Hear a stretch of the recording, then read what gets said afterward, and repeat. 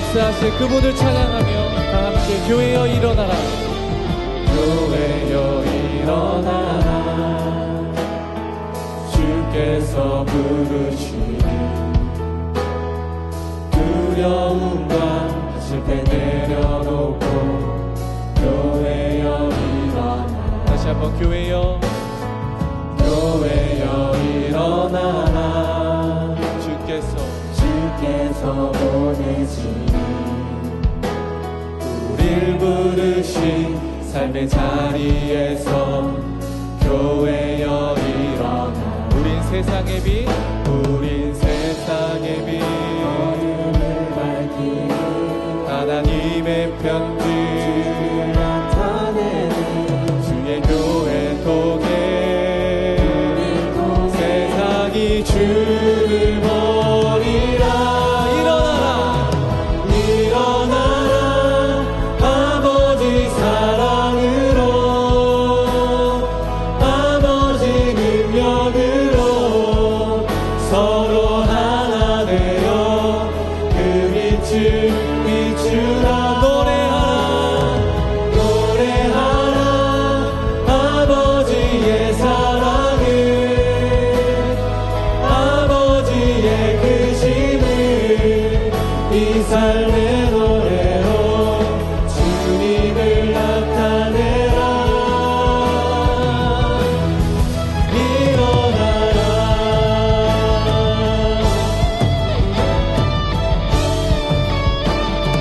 다시 한번 교회여 일어나라. 주께서 부르시니 두려움과 실패 내려놓고 교회여 일어나라. 교회여 일어나라. 교회여 일어나라. 주께서 보내시니 우릴 부르신 삶의 자리에서 교회여 일어나라. 우린 세상의 빛, 어둠을 밝히는 하나님의 편지, 주를 나타내는 주의 교회 통해 세상이 주를 버리라. 일어나라. 아버지 사랑으로 아버지 능력으로 서로 하나 되어 그 빛을 비추라. 노래하라 아버지의 사랑을,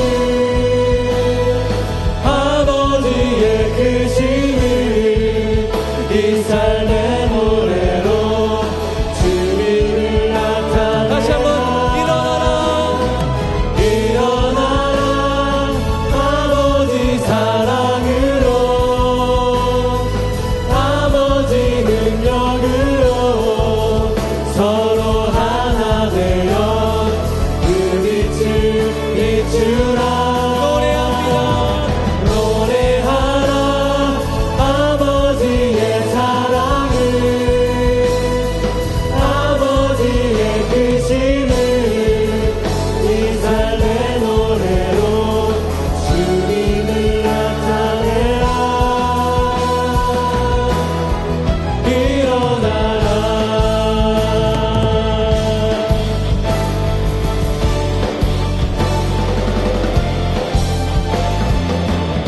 우리를 통해 역사하실 그 주님을 바라보며 나아갔으면 좋겠습니다. 우리가 오늘 말씀하시는 그 성령님을 생각하며 다 함께 일어나라. 일어나라. 일어나라. 아버지 사랑으로 아버지 능력으로 서로 하나 되어 그 빛을 비추라. 노래하라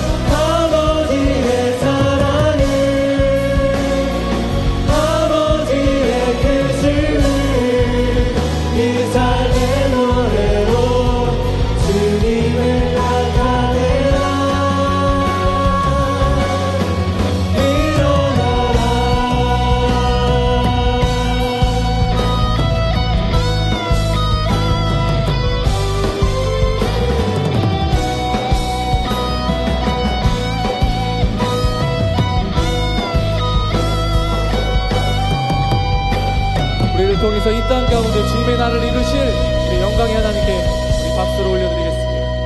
아멘.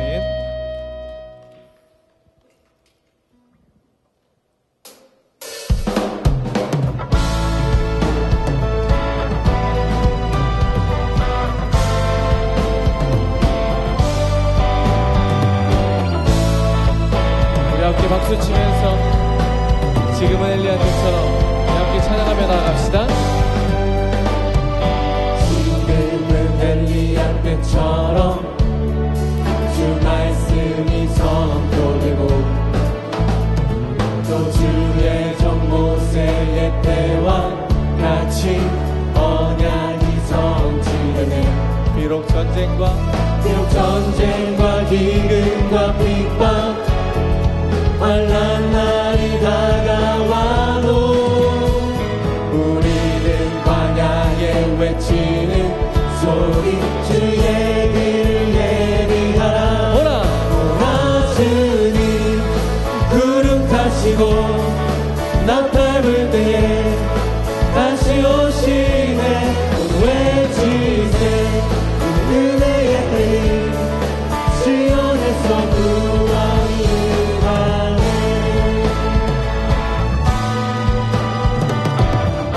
다시 한번 에스겔의 환상처럼 에스겔의 환상처럼 마른 뼈가 살아나며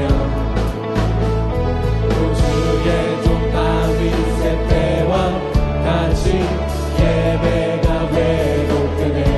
수수할 때가 이르러 수수할 때가 이르러 들판을 이어졌네. 우리는 주승할 일꾼 되어 주 말씀을 선포하리. 오라 주님 구름 타시고 나팔 불 때에 다시 오시네. 모두 외치세 은혜의 해님 시온에서 구원. 다시 한번 찬양합니다. 오라 주님 오라 주님 구름 타시고 나팔 불 때에 다시 오시네. 모두 외치세 은혜의 해님 시온에서 구원. 우리 박수 치며 찬양합시다. 우리 목소리로 오라 주님 구름 타시고 나팔 불 때에 다시 오시네. 모두 외치세 이는 은혜의 해님 시온에서 구원이 임하네. 오라 주님 구름 타시고 나팔 불 때에 다시 오시네. 모두 외치세 이는 은혜의 해님 시온에서 구원이. 어제도 계셨고 어제도 계셨고 오늘도 계시며 이제 곧 오실 어린 양 예수. 다시 한번 어제도 계셨고 오늘도 계시며 이제 곧 오실 어린 양. 찬양 찬양 찬양. 이 시간 주님만이 우리 영광 받을 줄 믿습니다. 아멘.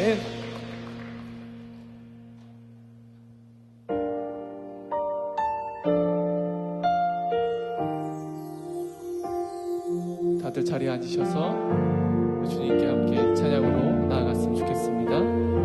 주 안에서 내 영혼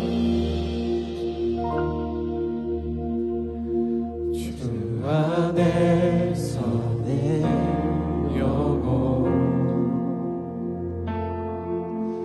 다시 태어나 이전 것은 지나고 새롭게 됐네. 죄로 물든 내 모습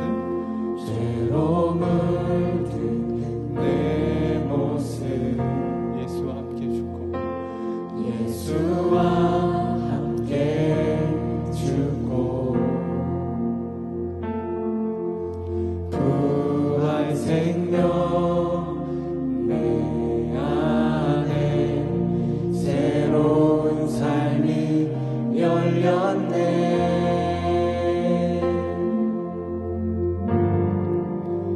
너희가 나를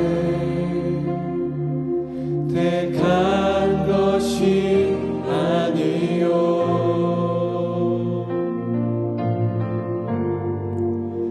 내가 너희를 택하여 세웠나니 오직 내 안에 오직 내 속에 그리스도가 사네. 오직 내 삶에 오직 내 맘에 그가 주인 되셨네.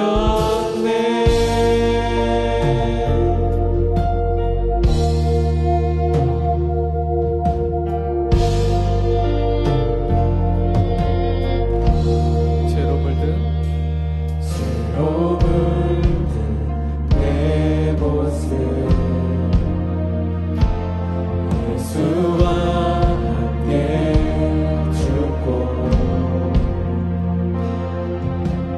부활 생명 내 안에 새로운 삶이 열렸네.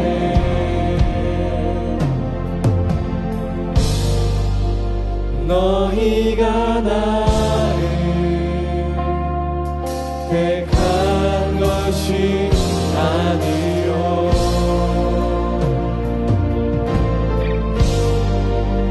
내가 너희를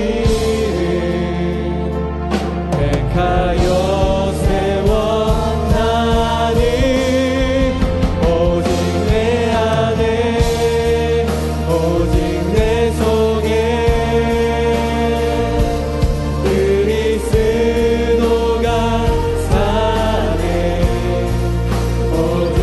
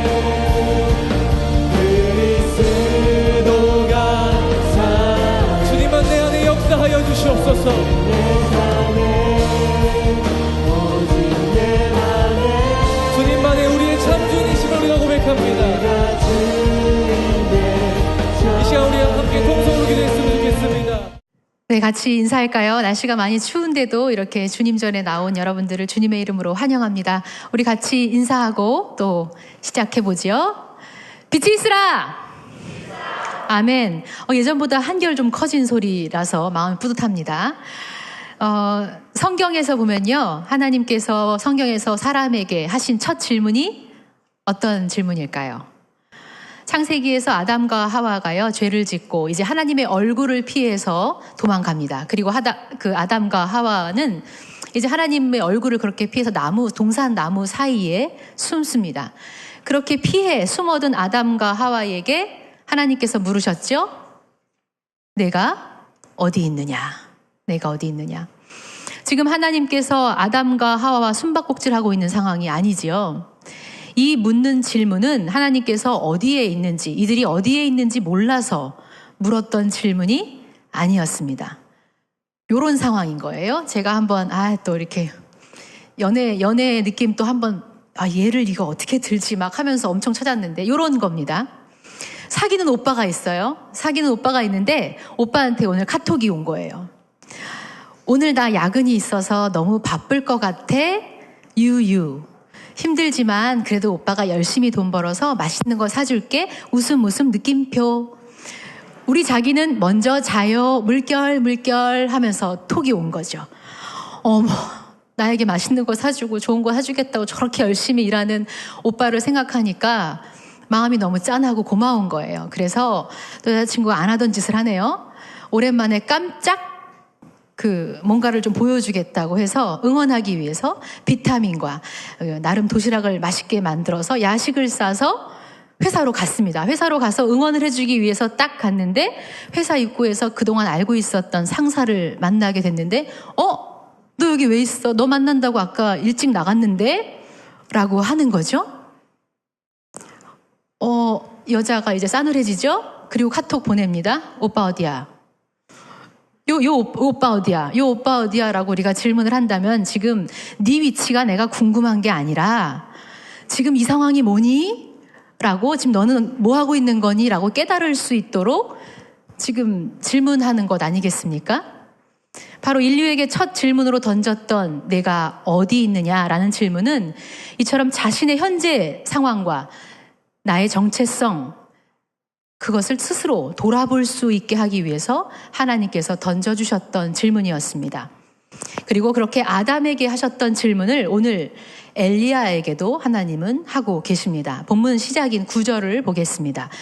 9절에 보면 엘리야가 그곳 굴에 들어가 거기서 머물더니 여호와의 말씀이 그에게 임하여 이르시되 엘리야야 내가 어찌하여 여기 있느냐 라고 물으십니다.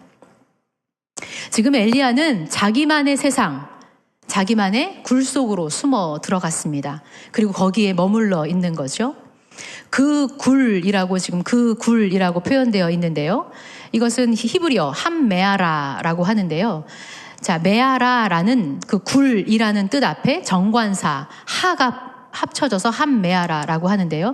여러분들도 영어에서 알겠지만 히브리어에서 특별히 더 이렇게 히브리어에서 정관사가 사용될 때는 특정한 바로 그 어떤 곳이라고 할 때 정관사를 쓰는데요. 지금 엘리야가 있었던 그 굴이라고 하는 곳, 여기가 이제 호렙산인데 이 굴은 어디냐면 모세가 출애굽기 33장에 보면 하나님께서 모세가 기도할 때 지나갔던 그곳이 있거든요. 거기가 호렙산 그 바위 틈 굴이었는데 신학자들은 그곳이 같은 곳이라고 이야기합니다. 오래전 바로 그곳은 모세에게 있어서는 중보기도를 하기 위해서 하나님의 말씀을 듣기 위해서 들어갔던 곳이라면 지금 엘리야가 있는 바로 그 같은 그 굴은 어쩌면 하나님을 피해서 들어간 굴이라고 말할 수 있습니다. 왜냐하면 엘리야가 만약에 하나님을 정말 만나기 위해서 들어간 곳이라면 하나님께서 내가 어찌하여 여기에 있느냐라고 묻지 않으셨을 겁니다. 이 질문은 있어서는 안 될 곳에 있다라는 그 엘리야를 깨닫게 해주고 싶으셨던 거죠. 단순히 엘리야가 있는 물리적인 공간이 아니라 자신의 상황과 정체성에 대해서 하나님은 다시금 알려주시기 위해서 묻고 있는 질문처럼 바로 이곳 굴이라는 곳은 어쩌면 자신의 내면 상태, 엘리야에 있는 내면 상태, 곧 영적인 곳으로도 사실 이해할 수 있을 겁니다. 마태복음에서 예수님께서 이렇게 말씀하시는 부분이 있죠. 너는 기도할 때에 내 골방에 들어가 문을 닫고 은밀한 중에 계신 내 아버지께 기도하라. 많은 영성가들은요, 이 영성가들은 이 말씀에서 골방이라는 이 말을 자기 내면 깊은 곳이라고 이해하고 이야기도 합니다. 어쩌면 그 굴은 엘리야가 그 자신 내면의 그 깊은 어떠한 곳으로 엘리야 자신의 그 깊은 내면의 세계로 우리는 이해할 수도 있을 것 같다라는 말이죠. 엘리야는 어떤 사람이었습니까? 엘리야는 참 대단한 선지자였었죠. 불의 선지자라고 대표할 수 있을 만큼 엘리야는 확실한 기적들을 보이면서 그의 사역들을 감당했습니다. 그가 말하면 가뭄도 올 수 있었고요. 가뭄에 들었어도 다시 하나님께 구하면 비까지 내리는 일들이 일어났습니다. 또 이미 엘리야에 대해서 많이 알고 있으시겠지만 또 모르시는 분들을 위해서 잠깐 설명해주면 불의 선지자로 그렇게 별명 지어질 만한 일들이 있었죠. 왕이 이제 이세벨 또 왕비죠. 왕비 이세벨이 바알 신을 한참 섬기는 일로 인해서 온 북이스라엘 사람들이 다 그렇게 하나님이 아니라 바알을 숭배하는 일로 이 북이스라엘 땅이 가득해진 시대였습니다. 바로 이런 시대에서 엘리야는 백성들을 향해서도 아주 담대하게 이야기했어요. 너희들이 언제까지 바알과 여호와 사이에서 머뭇거릴 거냐라고 호되게 호통도 쳤던 사람입니다. 그게 다수일 때도 그렇게 담대하게 외쳤다는 거죠. 또 한날 누가 과연 제단에 불을 붙일 수 있겠느냐라는 싸움이 벌어졌었죠. 불로 응답하시는 그분이 그 하나님이 진짜 하나님이다라고 하면서 바알 신과 여호와 신앙이 한판승 그 승부를 벌였던 일이 있습니다. 여호와가 참 하나님임을 그렇게 분명하게 오히려 드러내주기 위해서 엘리야는 어떻게까지 했어요? 심지어 자기 제단에는 물까지 부어서 도저히 불에 붙을 수 없는 상황으로 만들어서까지 하나님이 얼마나 확실하게 일하시는 분인지를 보여주려고 했습니다. 그래서 정말 실제로 그곳에 불이 또 임했던 일을 만들어냈죠. 이렇게 불의 선지자로 아주 유명한 사람입니다. 충분히 이야기책이나 영화로도 만들어질 수 있을 만큼 아주 스펙터클한 바알과의 싸움에서 한판승을 벌였던 자가 바로 엘리야라는 거죠. 모두가 거의 이스라엘 전체가 바알의 힘을 의지할 때에 오직 여호와의 이름으로 싸웠고요. 기도했던 사람입니다. 그리고 그러한 싸움에서 누구도 예상하지 못했던 결과 또 그러한 결과들을 하나님의 이름으로 만들어냈던 사람이 바로 엘리야였다는 겁니다. 그런데 그렇게 대단한 사람 엘리야에게 도대체 무슨 일이 일어났던 것일까요? 지금 엘리야는 두려움에 휩싸여 있습니다. 그리고 절망 가득한 모습으로 그 굴에 숨어 들어가 버렸습니다. 왜입니까? 아마 이 이유는 앞선 19장 2절에서 우리가 추측해 볼 수 있는데요. 이 한 나라의 사악한 왕비였던 이 이세벨이 이렇게 말을 하죠. 사신을 엘리야에게 보내어 이르되 내가 내일 이맘때에는 반드시 내 생명을 저 사람들 중 한 사람의 생명과 같게 하리라. 그렇게 하지 아니하면 신들이 내게 벌 위에 벌을 내림이 마땅하니라 한지라. 이세벨 왕비가 죽이겠다는 거예요. 왜냐하면 바로 전에 바알과의 한판 승부를 걸고 바알 선을 숭배하던 모든 선지자들을 다 칼로 죽였거든요. 엘리야가. 그래서 이제 부들부들 떨면서 이세벨이 내가 너를 반드시 죽이겠다라고 하는 거죠. 그런데 사실은 이세벨에 했던 이 말은 사실 결국 나중에 보면 사실이 아니죠. 자기의 욕심과 분에서 그저 나왔던 아주 악한 말이었습니다. 자기의 것을 빼앗긴 것에 대한 분노였지요. 이제 얼마 안 뒤에 가면 21장에 가면 오히려 하나님께서 그런 이세벨을 향해서 처참한 죽음을 예고해 주십니다. 어쨌든 지금 이세벨 여왕은 단단히 도끼가 올라가지고요. 자신의 생명을 걸어서까지 엘리야를 죽이겠다라고 하는 겁니다. 여자가 하늘 품으면 온유월에도 서리가 내린다고 이세벨 왕비가 아주 대단한 도끼를 품으니까요. 엘리야가 조금 그 도끼 때문인지 두려움이 엄습했던 것 같습니다. 또 그럴 수밖에 없을지도 모르겠어요.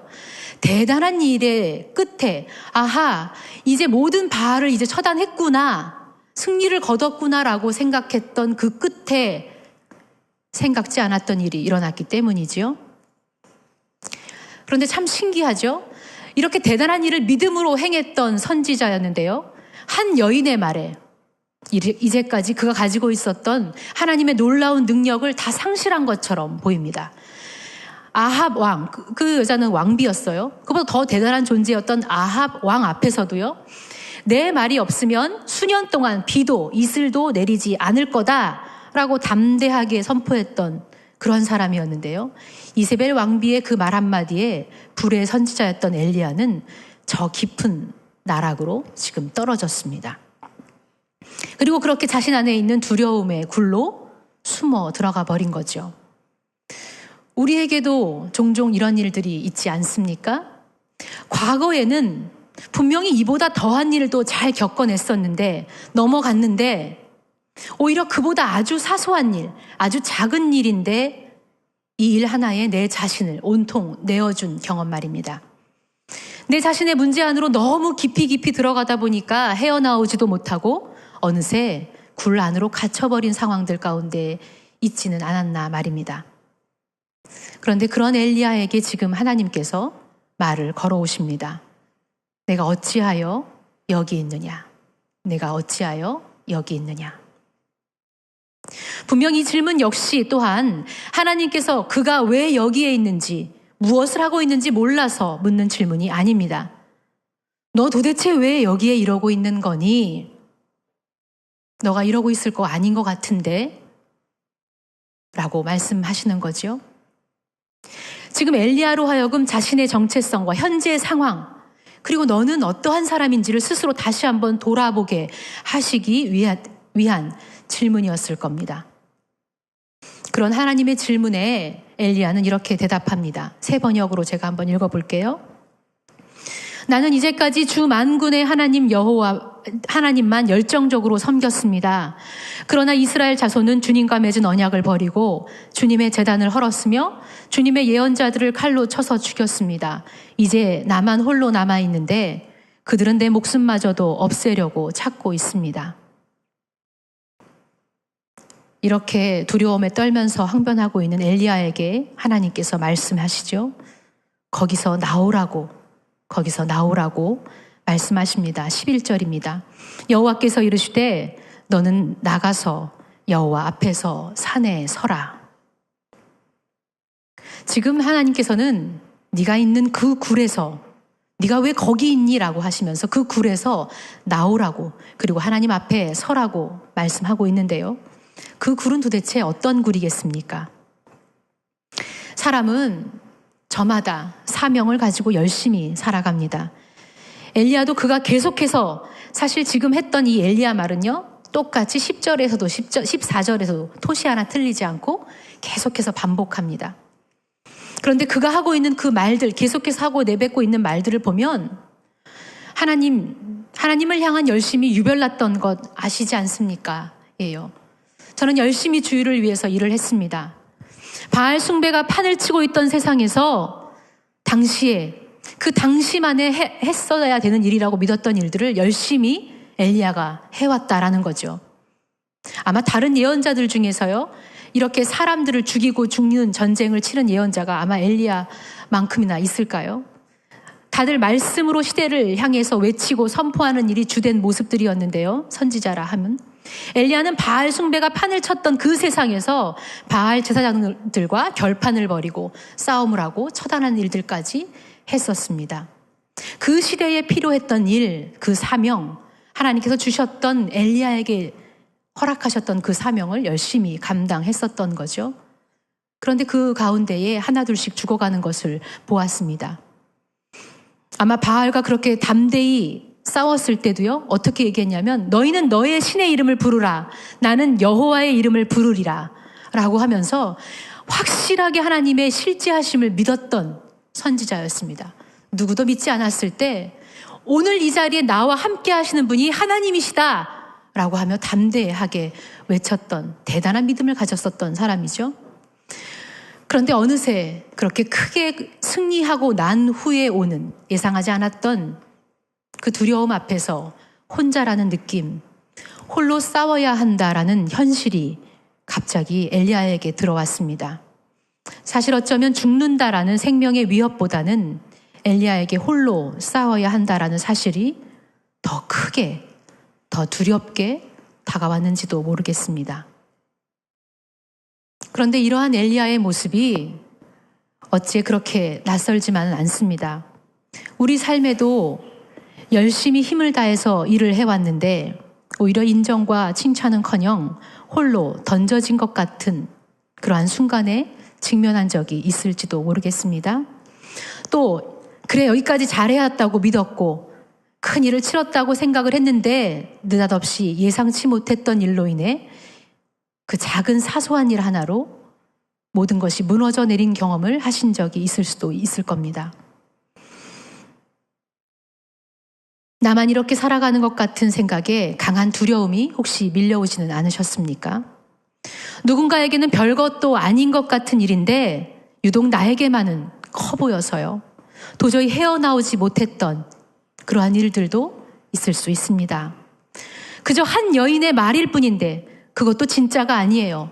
허상과 같은 그 말이었는데 그의 모든 사역이 근간이 다 흔들리고 있는 엘리야처럼 누군가에게는 단순히 작은 일, 사소한 일로 그저 그칠 수 있고 무시될 수 있는 일이 너무 버거워서 모든 일을, 자기 삶의 일들을 다 끝내버리고 싶다고 절망하고 슬퍼했던 일이 여러분에게는 혹시 있지 않으십니까? 때로는 그냥 한 남자에게 사랑 고백을 했다가 그냥 거절당한 것 뿐인데 그 하나의 사소한 일이 어느새 나는 전혀 사랑받지 못하는 인생이라고 눈물을 흘리며 내 인생 온통 다 넘겨버린 적이 있으시지 않으십니까? 시험에 한 번 떨어진 것 뿐인데 내 인생은 이제 다 끝난 것처럼 나는 쓸모없는 사람이라고 스스로를 욕하며 자학하고 있었을 때도 있지 않으십니까? 저도 그런 굴 같은 곳에 이따금씩 들어갑니다. 제 안으로 깊이 들어가서요. 그럴 때는 좀처럼 하나님의 위로가 들리지 않습니다. 하나님은 계속해서 직접적으로 저에게 말씀해 주시는 것 같고요. 또 때로는 누군가를 통해서 그 굴에서 나오라고 말을 하시는 것 같은데 그 말이 전혀 들리지 않습니다. 사람들은 이따금 그런 순간에 몰입하다 보면요. 되게 극단적인 것 같지만 모든 것이 끝난 것 같기에 아주 극단적인 결말을 내리기도 하지요. 다행히 여러분들은 하나님을 믿고 있는다고 해서 덜 극단적일 수 있을지 모르지만 세상의 수많은 청년들, 수많은 사람들은 아주 극단적인 결론들을 내리기도 하지 않습니까? 나 하나 죽어버리면 모든 것이 끝날 거야. 우리가 하나님을 믿고 있다고는 하지만 사실 이 자리에 계신 분들 중에서 죽음을 생각해본 사람이 아마 많이 있지 않을까 싶습니다. 사실 극단적인 것 같지만요. 너무 극단적이야 라고 생각할 것 같지만 엘리야가 그랬다니까요. 19장 4절에서 보면요. 그렇게 대단한 일을 경험했고 하나님을 눈앞에서 실제로 경험하고 너네들은 바알의 이름을 따라라. 나는 여호와의 이름만 따를 거다라고 그렇게 대단한 믿음을 고백했던 사람인데도요. 그 이세벨의 한마디에 지금 내 생명을 거두소서 죽여달라고 호소하고 있었습니다. 그런 거 보면 성경의 대단한 인물이랑 우리랑 그렇게 다르지 않습니다. 우리는 일상에서 작은 일에도 넘어질 수 있는 존재들이 맞습니다. 그런데 중요한 것은 존재하지 않는 실제가 아닌 허상과 같은 일에 온통 우리가 사로잡혀서 넘어갈 수 있다라는 겁니다. 그런데 그러한 허상과 같은 그러한 곳에서 하나님께서는 자기 몰입의 그 허상의 굴에서 그 두려움에서 나오라고 말씀하고 계시는 겁니다. 그건 실제가 아니라고 거기서 나오라고 하나님께서 말씀해 주시는 거죠. 그리고 여호와 앞에 서라고. 우리는 근데 참 신기해요. 여호와 앞에 서라, 하나님 앞에 서라라는 것을 오히려 실제라고 여기지 않아요. 그거는 되게 먼 것, 나하고 관계없는 거라고 생각할 때가 더 많아요. 누군가의 위협적인 이야기들, 도래하지 않을 일인데도 오히려 그것이 실제라고 여기며 두려워하고요. 하나님이 임마누엘의 하나님이 지금 나와 함께 계신다라고 하는 것을 오히려 허상으로 여길 때가 더 많다는 거죠. 그런데 다시 직시하라는 겁니다. 너를 두렵게 하고 있는 그것이 실제가 아니고 그것이 허상이고 내가 너와 함께 하고 있다라는 여호와 앞에서라는 것이 실제라는 것을 하나님께서 가르쳐주고 있는 겁니다. 엘리야는 그동안 하나님의 확실한 증거들을 보면서 눈앞에 있는 증거들을 보면서 그 사역을 감당했기 때문에요. 아마 이번에도 하나님께서 분명히 대단히 명확하게 보여줄 것 같은 것으로 대답해 줄 거라고 생각했을지 모르겠습니다. 그런데 참 이상하지요? 하나님은 그런 엘리야의 기대와 달리 굳이 다른 방법으로 하나님 자신을 드러내 주십니다. 오늘 본문에서도 말해 주듯 산을 부수고 바위를 부수는 바람의 모습이 아니었습니다. 지진 가운데서도 아니었고요. 바로 직전에 경험했던 불로 응답하셨던 보란듯이 응답하셨던 드라마틱한 하나님의 모습 또한 아니었습니다.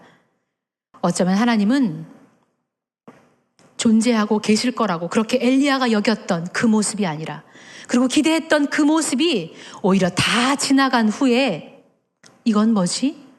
하나님은 응답하시지 않나?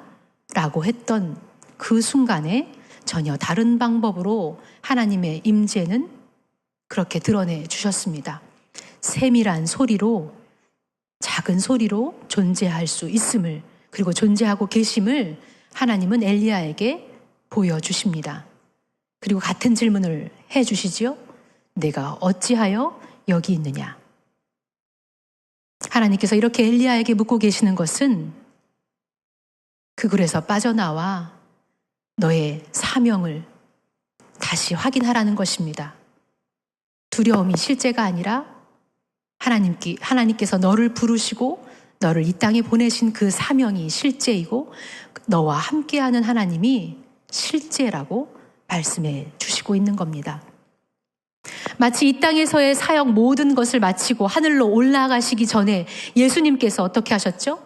예수님을 부인하고 사실은 절망과 자책에 빠져 있었던 베드로를 찾아가서 끝내 3번의 질문을 하셨잖아요. 내가 나를 사랑하냐고. 그 질문과 같은 거죠.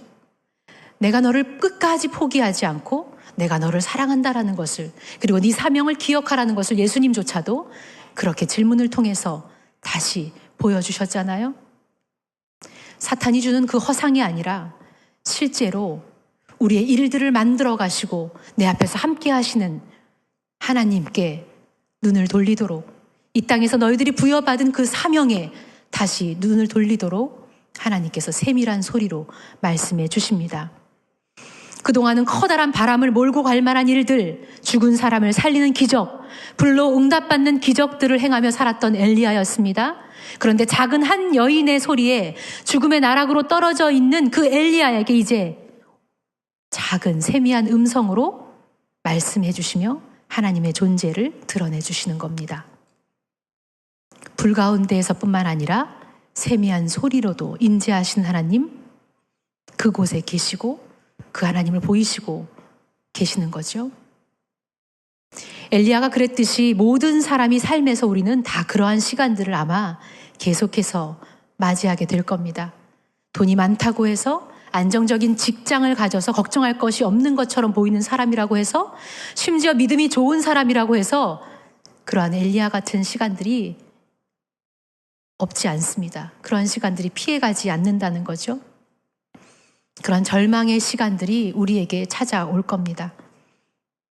그런데 엘리야 같은 그런 불의 선지자도 절망하는 것을 보면요. 우리 모두도 그런 시간 속에서 절망할 수 있습니다. 그리고 그런 절망의 시간이 때로 길어지다 보면 더 그 고통과 좌절의 깊이가 더 커지고 더 어려워지는 것을 발견하게 되죠. 원래 이 정도는 아니었는데, 이 정도까지는 아니었는데 절망이라는 것이 스스로 점점 더해져가는, 더 커져가는 속성이 있어서 결국 우리가 그 절망에 때로는 잡아먹히기도 하지요. 바로 그러할 때에 하나님께서 여러분들에게 해주셨던 말씀을 기억하실 수 있었으면 좋겠습니다. 그 굴에서 나와서 하나님 앞에 서라. 자꾸만 그 감정 안으로 파고 들어가서 그 감정 안에 사로잡히지 말고 그 허상 안에서 삼킴을 당하지 말고 너 앞에 실제하고 있는 바로 내 앞에 서라 라고 하시는 그 음성을 들을 수 있었으면 좋겠습니다. 허상이 실제가 아니라 하나님께서 실제하는 분임을 보라고 하시는 거죠. 우리는 오늘 엘리야처럼 하나님께서 우리에게 주신 사명을 다시 한번 또 삶의 이유를 다시 생각할 수 있기를 원합니다.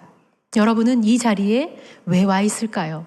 또 이 땅에 왜 생명을 가지고 살아가는 걸까요? 대림절을 지내고 있는 이 시간에 다시 한번 우리는 하나님께서 이 땅에 보내신 이유를 깊이 생각해 볼 수 있었으면 좋겠습니다. 서로의 삶의 모양이 다르고 또 각자 살아가는 방식도 삶의 목적도 다르겠지만요. 이 땅에 우리가 보내진 이유는 아마 그 근저에 그 깊은 중심 안에는 끝내 예수님이 사람의 생명을 살리려고 오셨던 것처럼 너희들도 각자 곳곳에서 생명을 살리라고 그 일에 함께 하라고 여러분들을 부르셨고요. 그 일에 오늘 내가 너와 함께 임마누엘의 하나님이 너와 함께 하시겠다고 하십니다. 그리고 그것이 실제라고 하시는 거죠. 그것을 위해 여러분들이 여기에 앉아 있습니다. 사실 돌아보면 이세벨의 말도 그저 세미한 음성이었습니다. 하나님께서 들려주신 음성도 세미한 음성이었죠. 그런데 참 하나님 멋지신 것 같아요. 작은 말에 슬퍼하고 절망에 빠져있는 엘리야에게 작고 미세하지만 다시 살릴 수 있는 생명의 말로 다시 사람을 일으킬 수 있음을 드러내 주시고 증명해 주십니다. 다시 말해 우리들의 작은 소리가 또 말과 행동이 아주 작아 보일 수 있을지 몰라요. 내가 한다고 해서 무슨 그렇게 큰 생명을 살릴까 할지 모르지만요. 때로는 그것이 사람을 죽게 만드는 이세벨의 음성으로도 들릴 수 있고요. 반대로 사람을 살리는 하나님의 음성을 가진 사람들로도 여러분들은 살아갈 수 있을 겁니다. 오늘 이 시간에 다시 한번 우리 확실하게 믿고 고백하고 나갈 수 있었으면 좋겠습니다. 나를 두렵게 하는 것이 실제가 아니라 나에게 약속하신 하나님의 말씀이 실제고 나와 함께 하시는 그분이 실제임을 다시 고백하시며 또 우리가 살아갈 때에 우리의 삶 안에서 다시 살아나는 일들 또 누군가를 그러한 세미한 음성으로 살리는 저와 여러분이 되기를 간절히 소망합니다.